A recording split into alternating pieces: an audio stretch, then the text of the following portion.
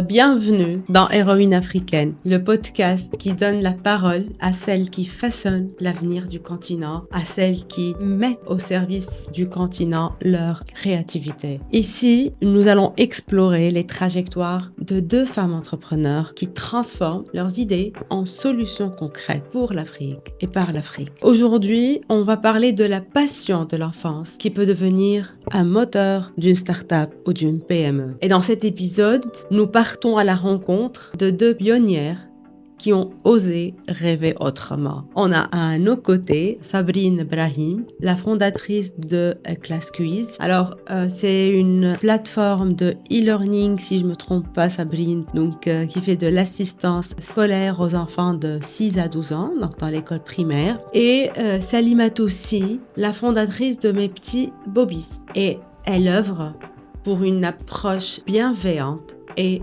structurée pour accompagner la petite enfance.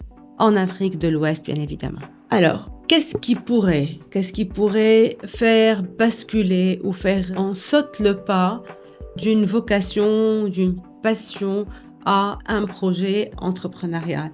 Quelles sont les innovations technologiques, pédagogiques qui permettent ce saut? C'est-à-dire, quels sont les prérequis, quels sont les défis quand on entreprend dans le continent, sur le e-learning, sur la EdTech, sur l'accompagnement de la petite enfance? C'est toutes ces questions auxquelles nous allons essayer de répondre dans cet épisode-là avec nos deux invités. Je commence par toi, Sabrine.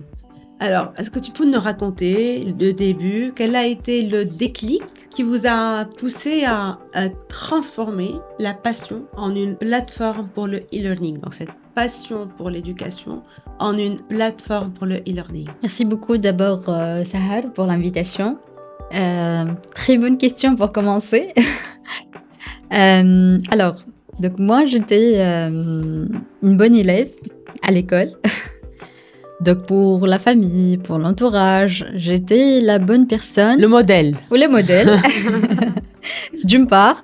Et d'autre part, j'étais la bonne personne qui peut assister peut-être leurs enfants si ils ont des difficultés académiques. Donc j'ai commencé à donner des petits cours, des petites séances de soutien scolaire, donc à la famille, aux enfants, aux voisins. Et en fait, là, j'ai entré en contact avec beaucoup d'enfants et j'ai commencé à observer à quel point les enfants ils sont très attachés à la technologie, comment ils utilisent les smartphones, comment ils adorent les jeux vidéo surtout, ça d'une part.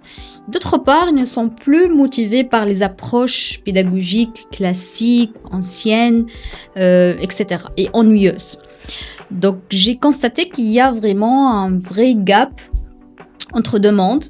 Donc, le monde réel, digital, dans lequel les enfants de cette génération ils sont en train de grandir, d'utiliser la technologie chaque jour, où il y a des jeux extraordinaires et même gratuitement, très accessibles. Donc, ça d'une part. Et d'autre part, le monde de l'école qui, malheureusement, elle a resté un peu classique. Donc, je me suis dit... Vraiment, il faut faire quelque chose. Donc, à ce moment-là, j'étais étudiante. Et en parallèle, donc, j'étais très active dans la vie associative. J'ai organisé des événements à l'échelle nationale et internationale. J'ai fait plein de choses. Et donc, j'ai commencé à développer mes compétences d'entrepreneuriat. Donc, c'était pas ça. J'avais pas à ce moment-là l'objectif de créer une entité ou bien de se lancer dans l'entrepreneuriat. Mais j'étais guidée en quelque sorte par le destin. Et donc, après que j'ai eu mon diplôme, donc j'ai commencé à faire des entretiens et à un certain moment, je me suis dit, c'est pas ça ce que je veux faire. Et justement, j'ai commencé à peut-être comprendre que je veux peut-être faire un parcours d'entrepreneur. Et là, j'ai commencé à chercher c'est quoi la thématique qui m'intéresse le plus ou bien c'est quoi le besoin peut-être à attaquer. Et justement, j'avais toujours cette idée de il faut faire quelque chose pour ces enfants-là, c'est pas possible, il n'y a aucune plateforme qui répond à cette problématique-là. Et là, je me suis dit tout de suite, c'est ça l'idée. Et comme en fait, j'étais ingénieure mécatronique, Et c'est pas évident de se lancer dans la mécatronique. Il faut beaucoup d'investissement, des moyens, etc. Donc, je me suis dit, peut-être une plateforme éducative, c'est en ligne, c'est peut-être, il n'y a pas beaucoup de freins pour entrer. Et en parallèle, comme j'étais active dans l'associatif, j'avais des connaissances. Donc, j'ai appelé Ashraf, qui est mon cofondateur aujourd'hui. Donc, c'est c'est un génie d'informatique. Donc, je lui ai proposé l'idée. Il était d'accord tout de suite. Et on a commencé à creuser l'aventure. Ça me fait penser à une question. Dans cette vie associative, lorsque tu es vraiment active dans la vie associative, d'après toi, aujourd'hui, quelle a été la compétence ou la qualité qui t'a aidé dans la réalisation de ton projet? En fait, j'ai 3. Ah, déjà 3. Très bien. Et c'est le minimum, je pense. D'abord, il y a la confiance en soi. Donc, on avait vraiment la chance d'être à côté de Monsieur Zubair Turki, qui était le directeur de l'INSO à ce moment-là. Il nous a donné vraiment beaucoup de confiance. Donc, la première chose, c'est que tu gagnes en confiance en soi. Donc ça, c'est hyper important pour un étudiant. Monsieur Zubair nous dit toujours que ça, c'est l'école d'ingénieurs. Donc, on est là pour vous servir. Donc, vous êtes les rois ici. Voilà. Donc, ça nous a aidé vraiment pour développer notre confiance en soi. Qu'on est capable de créer des choses, d'organiser. Et même si on fait des petites erreurs, c'est tout à fait normal. C'est acceptable. Donc, la première chose, c'est la confiance. La deuxième, en fait, c'est la communication. Moi, en fait, j'étais timide. Et justement, donc, grâce à la vie associative, j'ai pu surmonter peut-être sortir de ta zone de confort. Oui. Et en fait, la troisième, c'est le network. Comme donc moi, j'avais la chance de connaître Ashraf et de connaître justement aujourd'hui, donc c'est mon allié. Et en fait, j'ai fait la connaissance de Ashraf grâce à la vie associative. Donc la troisième, peut-être, je ne sais pas si c'est une compétence, mais peut-être c'est un outil. C'est une opportunité. Donc c'est le network et la connaissance qu'on fait à travers la vie associative. Exactement, très bien. Et là, je m'adresse à toi, Alimatou. Est-ce qui vous a inspiré? Quel a été le déclic ou la chose qui vous a inspiré à entreprendre dans l'accompagnement de la petite enfance? À quel moment vous avez compris que c'était ce que vous voulez faire, mais aussi que cette idée était viable? Merci beaucoup pour l'invitation. Et la question, je pense que c'est la meilleure question que je puisse recevoir dans ces derniers mois. Parce que de raconter l'historique, qu'est-ce qui m'a poussé à mettre en place le cabinet. Alors, j'ai grandi avec une passion pour l'éducation, mais le gros déclic m'est venu quand, une fois revenant du travail, j'ai trouvé mon enfant de 13 mois avec une bouteille de détergent dans la bouche. Et la nounou qui était là sur son téléphone, les enfants sans surveillance. Là, je me suis dit, écoute, tu n'es pas la seule maman qui est dans ce problème, dans cette situation. Il y en a sûrement d'autres mamans qui sont dans la même situation que toi. Et il faut essayer de trouver une solution à ça. Donc, j'ai commencé à réfléchir sur comment mettre en place quelque chose qui pourrait aider les enfants et en même temps aussi les parents à faire des recherches sur les réseaux sociaux et tout. Et là, je suis tombée sur une formation en ligne qui parlait du développement de la petite enfance. Donc, je me suis inscrite, j'ai eu mon premier certificat. Et qui parle de petite enfance, c'est pas seulement de la théorie, mais pas de la pratique, pour que je puisse avoir une idée générale sur le développement de la petite enfance. Et après ça, j'ai fait une formation aussi en pratique pendant 6 mois dans le développement de la petite enfance. Et pour savoir que l'idée était viable, c'est quand j'ai rencontré une dame sur les réseaux sociaux. On a échangé sur l'entrepreneuriat, la vie professionnelle et la vie personnelle. En parlant, je me rappelle même plus comment on s'est retrouvés en parlant de la relation parents et enfants. Donc là, j'ai commencé à parler à cœur ouvert à la des conseillers concernant les enfants. Après, elle m'a dit, Salimatou, écoute, tu sais, moi, je pense que tu as tout ce que tu as besoin. En t'entendant parler de l'enfant, on sent déjà ta passion et comment tu es intéressé dans ce domaine. Pourquoi tu ne penses pas à mettre en place un projet ou quelque chose qui pourra t'aider dans ce domaine? Après, je lui ai dit, écoute, j'ai déjà une idée, mais je ne sais pas comment mettre le projet en place. Mais j'ai une idée dans quoi je peux vraiment exercer.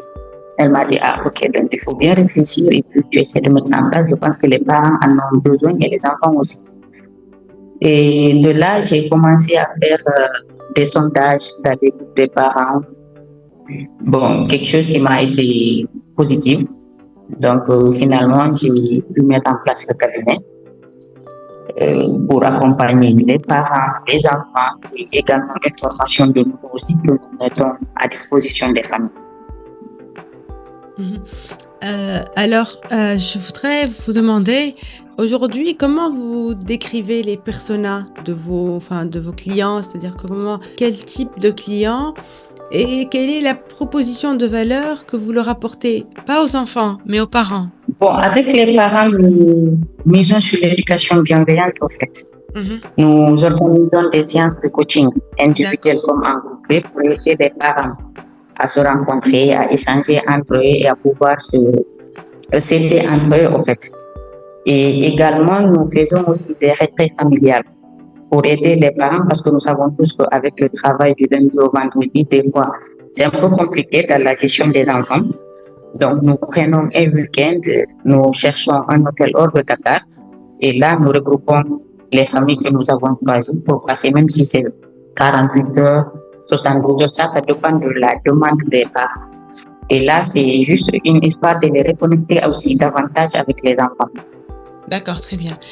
Je reviens à toi, Sabrine. Quand tu as réalisé que c'était le projet que tu voulais faire et que tu t'es mis d'accord avec ton cofondateur, dans les débuts, quels sont les défis que tu as rencontrés? Comment tu as pu les surmonter? Un essoufflement qui dit long. Absolument. En fait, il y a plein de challenges. Si on est entrepreneur, c'est qu'on va faire face à des challenges tous les jours. Mais en fait, peut-être pour une solution éducative, le premier challenge, c'était de trouver le bon dosage pour la partie gamification et pour la partie éducation. Pour qu'ils ne le prennent pas pour un jeu. Absolument. Mais que ce ne soit pas ennuyeux d'un autre côté. Pour les enfants. Ouais, oui, bien Parce sûr. qu'en fait, nous, l'utilisateur, c'est l'enfant et aussi le parent. Le client, la personne qui paye, c'est le parent. Donc, il faut satisfaire l'enfant. L'utilisateur, c'est l'enfant et le payeur, c'est le parent. Absolument. Et donc, il faut que ça soit très ludique pour l'enfant et aussi très sérieux. Et en fait, très académique pour le parent. Et en fait, le premier challenge, c'était justement de trouver le juste équilibre entre les deux parties. Et d'ailleurs, avant Class Quiz, on avait un autre produit. C'était carrément un jeu vidéo style Super Mario. Et le contenu, c'était très académique. Donc, c'était génial pour les parents, pour les enfants. Mais les parents et les écoles n'ont pas accepté. C'était pour eux, c'est une distraction. C'est pas possible de cadrer l'enfant avec ce genre de produit. Donc, on a fait un pivot et on a vraiment adapté, même si la technologie c'était pas très développée. Souvent, des personnes regardent la plateforme, ils disent c'est pas très développé côté gaming. On dit c'est ça c'est la vraie demande du marché. Donc ça, le dosage demandé par les clients. Donc ça, c'était la première leçon qu'on a apprise. Et en fait, la deuxième, c'était la monétisation, de comment monétiser. Et en fait, on a compris à travers le premier produit qu'il faut aller très vite au marché. Avec le premier jeu, donc on a resté presque 1 an à développer, à vraiment rectifier les détails. Et après 1 an, donc lorsqu'on a commencé à faire la commercialisation, on a compris que peut-être les gens, ils ont donné des promesses, mais lorsqu'on a passé au paiement... Bah oui, clairement. Absolument. Donc on a compris qu'il faut directement aller très vite, même avec un prototype où il y a plein de problèmes, plein de bugs techniques, etc. Donc, il faut aller très, très vite au marché. Et là, on a trouvé la troisième, peut-être, le troisième challenge, c'était l'éducation du marché. Parce que en Tunisie, par exemple, l'idée ça fait, depuis 5 ans, donc l'idée d'apprendre, de réviser avec une application, c'était pas très adopté. Donc pour nous, c'était un jeu vidéo, c'est pour le plaisir, pour le divertissement, mais une application, c'est pas très sérieux. Donc il fallait vraiment éduquer le marché que non, c'est complètement l'inverse. Votre enfant, il peut apprendre avec une application. C'est vrai qu'il est très motivé, mais s'il est motivé, il va vraiment mémoriser l'information. Donc, il fallait vraiment faire une éducation du marché pour que les parents comprennent c'est quoi peut-être l'avantage ou bien la valeur ajoutée de ce genre de plateforme. Donc, pour moi, les 3 challenges, c'était d'abord le dosage, le produit, comment trouver vraiment la bonne formule pour les 2 profils, donc l'élève et le parent. De la monétisation de la plateforme. Donc, tu sais, Sahar, qu'en Tunisie, on a pas mal de challenges par rapport au paiement en ligne. Donc, il faut trouver des solutions, il faut aller vite vers le marché. Et 3, c'est l'éducation du marché. Il faut expliquer c'est quoi les valeurs ajoutées. C'est un nouveau concept.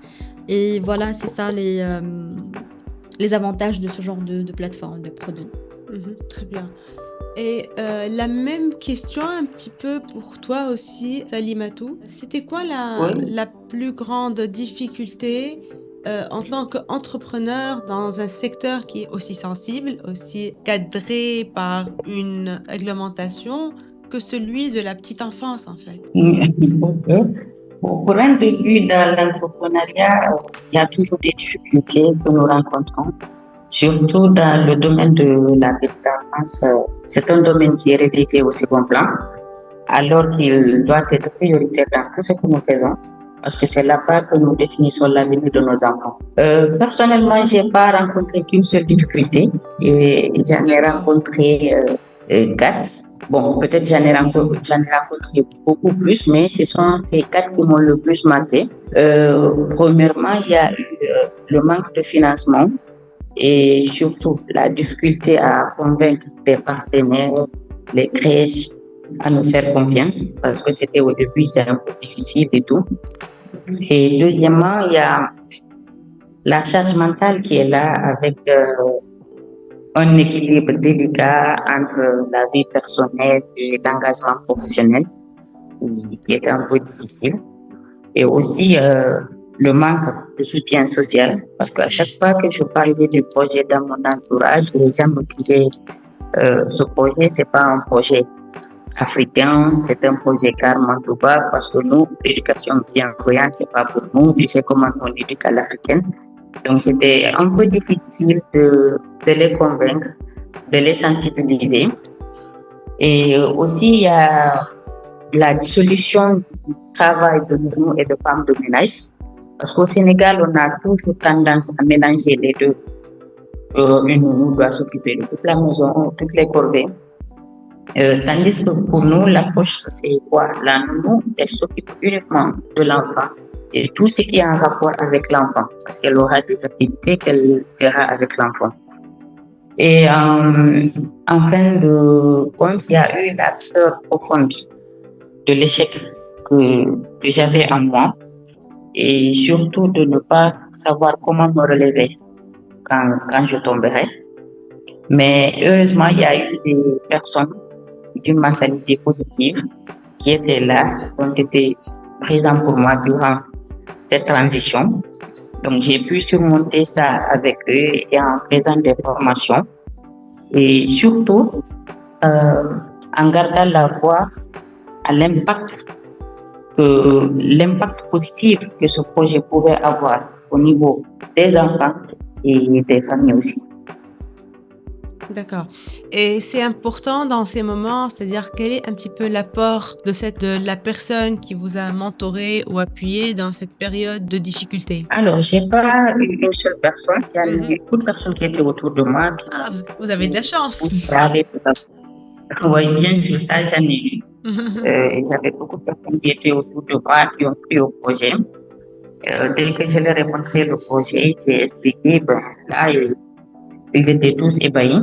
Ils m'ont dit, mais tu peux le faire. Et on en a besoin parce que quand nous prenons à Dakar, ici, les enfants que nous voyons à côté de l'autre, je pense que c'est un projet qui pourra les aider et pourra intéresser à leur famille.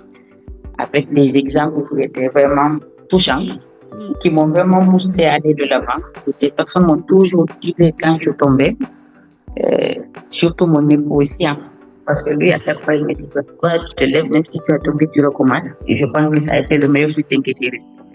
D'accord. Et dans cette un petit peu parfois la résistance au changement ou cette hostilité, est-ce qu'il y avait une interaction positive avec certains parents qui un petit peu qui nourrissent l'approche par un feedback? Oui, on en a eu. Il y a des parents qui nous appellent, qui nous laissent des messages sur WhatsApp, parce qu'on a un groupe WhatsApp, et qui nous parlent de l'approche, qu'ils sont satisfaits, le travail est bien fait, et qu'eux-mêmes, ils ne savaient pas que pour s'occuper d'un enfant, il fallait du temps et vraiment avoir tout un récital derrière, parce que l'enfant, c'est un peu compliqué, je vais dire, de l'approcher, surtout s'il est dans ces petits délires. Donc, il fallait expliquer tout ça à travers les routines, des pratiques que nous faisons et aussi avec les activités, parce qu'on les forme avec des pratiques selon l'âge et la tranche, l'âge de l'enfant. Donc, ça leur a beaucoup aidé. Les retraits aussi, on n'en parle pas. Il y a beaucoup de parents qui ont témoigné que ça a été positif et tout. L'estime de soi avec leurs enfants, les enfants qui écoutaient, les enfants qui étaient un peu difficiles à l'école et tout. Donc, ça va, le retour a été positif pour nous et c'est ce qui nous pousse à continuer aussi le combat. Et alors, pour revenir un petit peu en arrière, enfin, par rapport à ce que vous venez de dire, enfin, ce que tu viens de dire, disons, quelles sont les innovations pédagogiques ou les innovations en matière de méthode d'accompagnement que votre initiative a apporté à l'écosystème de la petite enfance au Sénégal?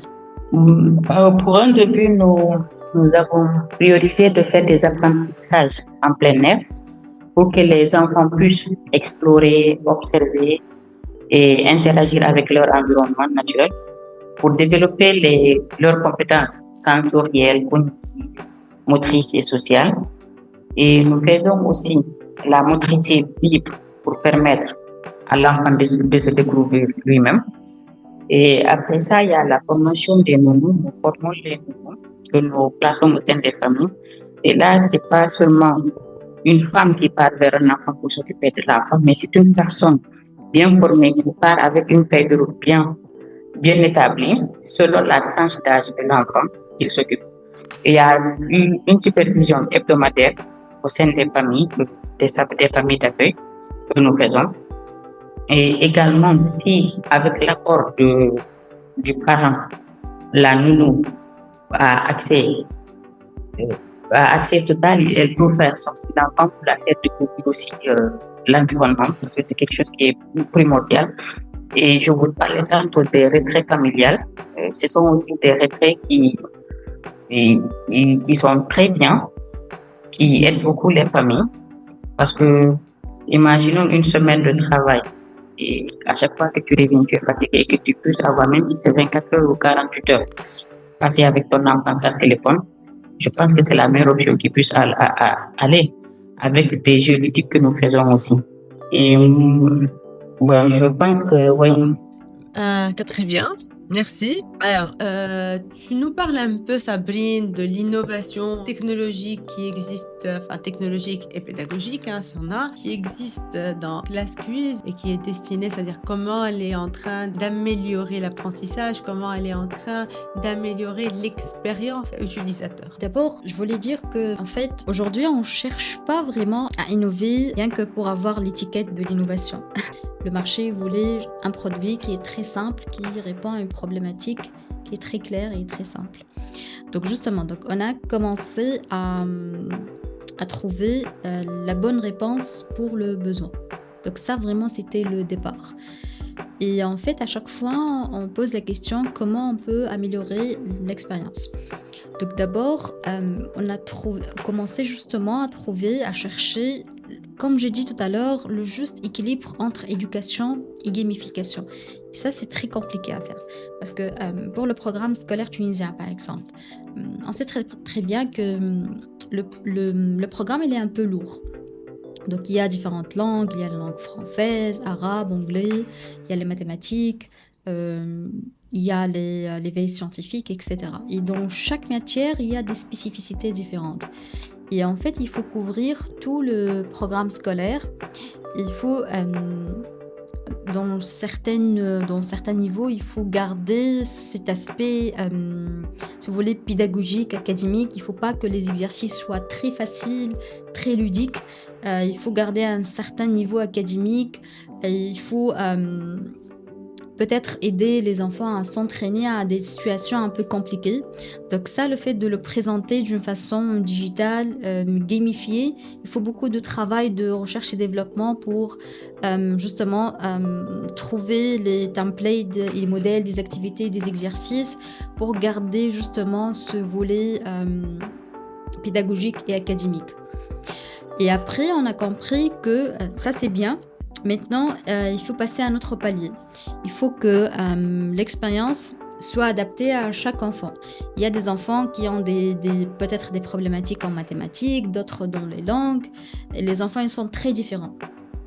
Donc, et en fait, on a commencé à creuser. On a trouvé que c'est très intéressant d'utiliser l'intelligence artificielle.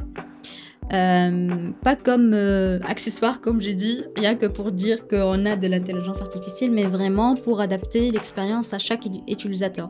Ça sert à rien de proposer la même expérience à tous les enfants. C'est pas équitable. Et justement, donc, ça fait 3 ans qu'on a commencé à creuser cette piste. Et en fait, aujourd'hui, on collabore avec un laboratoire de recherche, avec des chercheurs, avec des ingénieurs sur cette piste-là. Et on est en train de développer une version intelligente de Class Quiz qui sera capable d'abord de comprendre c'est quoi les lacunes de cet enfant et ensuite de s'adapter en fonction de ses difficultés, ses besoins, en termes de peut-être de besoins, je sais pas, des difficultés académiques, mais aussi même expérience de gamification. Par exemple, il y a des enfants qui veulent apprendre tout seul, d'autres qui veulent peut-être apprendre en groupe.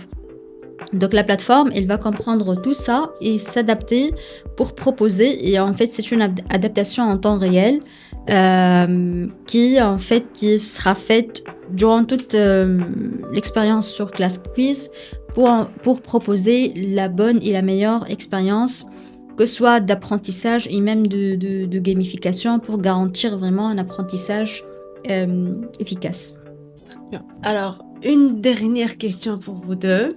Alors, Salimatou, selon ton expérience, quelle a été la compétence ou la ressource qui a été essentielle pour mobiliser, pour acquérir, pour réussir dans l'entrepreneuriat, dans l'éducation? Voilà, d'après toi, c'était quoi le facteur clé de ta réussite? Il y en a plein de compétences parce que là, quand on parle de l'éducation, c'est un sujet qui est trop vaste.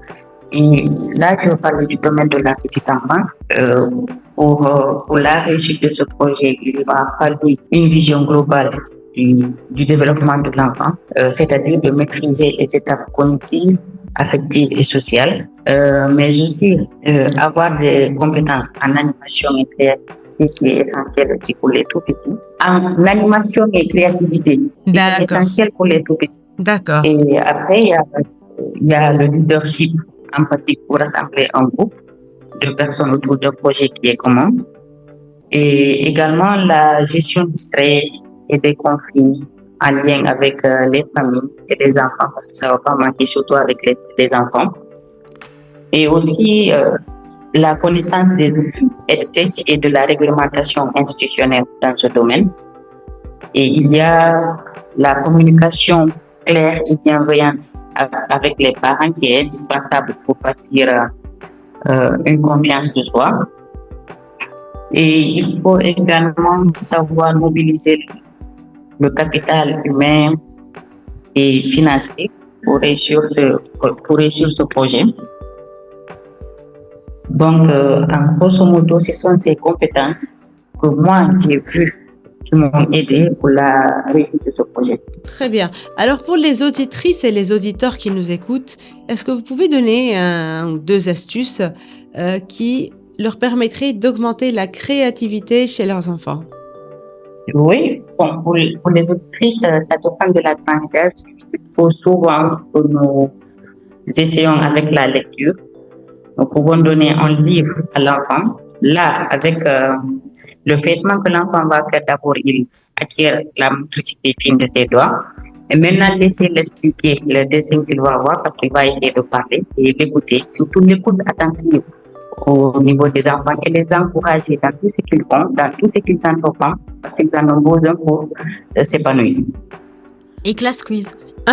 Classe quiz. Et la même question pour toi. Pour les compétences qui ont été nécessaires pour toi. Pour moi, en fait, toujours, mon atout, c'était la persévérance. C'était toujours ma réponse. Oui, mais quand est-ce que s'arrête la persévérance? Je sais pas. Je sais pas, mais en fait, dans plusieurs situations, j'ai vu comment la persévérance, c'était vraiment, pour moi, c'était mon atout. Donc, souvent, on passe par des situations très compliquées, très difficiles. Et si, en fait, on a déjà la conviction que ça va pas durer, c'est vrai que c'est difficile, mais il faut vraiment tenir bon. Si on est conscient que peut-être c'est temporaire, il faut juste trouver la bonne solution, il faut de la patience, il faut regarder ce qu'on a fait déjà et peut-être les challenges qu'on a pu surmonter et justement renforcer cette persévérance et se rappeler des situations où c'était compliqué et grâce à la persévérance on a pu surmonter et passer à l'étape suivante. Souvent, je sens qu'un entrepreneur, il est comme on est dans un jeu vidéo, il y a des levels et dans chaque niveau, il y a des challenges. Et on va surmonter, mais en fait, on est conscient que dans l'autre niveau, il y a d'autres challenges et souvent, ils sont plus compliqués que les challenges qu'on a surmontés déjà. Donc, d'abord, je pense qu'il faut avoir ce mindset-là. Il faut être conscient que c'est dur et on va passer par des moments de faiblesse, de doute. Est-ce qu'on est sur le bon chemin? Est-ce qu'on a les bons outils? Donc, il faut en fait être conscient que justement, on va passer par ces moments-là. Et si en fait, on va persévérer, on va surmonter, on va passer à l'autre niveau où il y a des situations agréables. Il y a aussi des nouveaux challenges. Donc, pour moi, si je retiens vraiment une compétence, c'est justement cette persévérance. Parce que les experts disent aujourd'hui que si une start-up échoue, par exemple, c'est parce que l'entrepreneur, les fondateurs, ils ont lâché. Et comment faire pour qu'ils ne lâchent pas? Il faut y croire, il faut apprendre toujours, il faut peut-être il faut célébrer les réalisations, les milestones, il faut s'entourer des bonnes personnes, que ce soit, je parle de l'entourage, que ce soit professionnel ou même personnel. Il faut impliquer la famille, l'entourage qui est très très proche dans ce qu'on fait. Il faut expliquer pour que justement dans ces moments difficiles, donc les familles soient peut-être le premier support, pas l'inverse. Ça c'est très important. Merci beaucoup. Merci prie. mesdames. C'était un bel échange qu'on a terminé sur de jolis conseils utiles et pratiques pour améliorer la créativité, pour tenir bon, pour réussir dans des projets dans la tech et dans l'accompagnement de la petite enfance. Merci et à une prochaine et à un autre épisode de Héroïne africaine.